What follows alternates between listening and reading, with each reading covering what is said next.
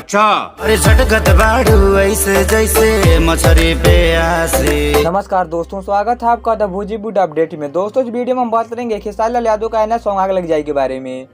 ऐसे जे नखरा देखाइबू लागी जाई सावन में। दोस्तों, आपको पता ही होगा कि इस समय अक्टूबर का महीना चल रहा है और नवंबर आने वाला है। हम मालूम है तेरे बाप को मत सिखा चल।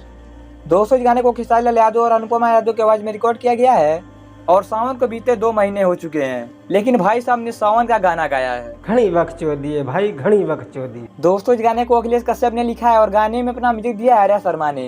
कौन है ये लोग, कहाँ से आते हैं? इस गाने को यूट्यूब पर ग्लोबल म्यूजिक जैक्सन के ऑफिशियल चैनल पर रिलीज कर दिया गया है। आप जाकर इस गाने को सुन सकते हैं।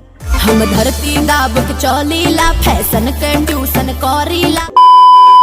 तू देसी देसी करत रहा, हम साउथ के हीरो पे मरीला।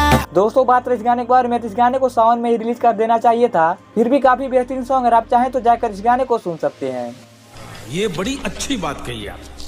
और दोस्तों, जब आपने खेसारी लाल यादव का इस नए सॉन्ग को सुन लिया है तो आप हमें कमेंट बॉक्स में बताइए गाना आपको कैसा लगा।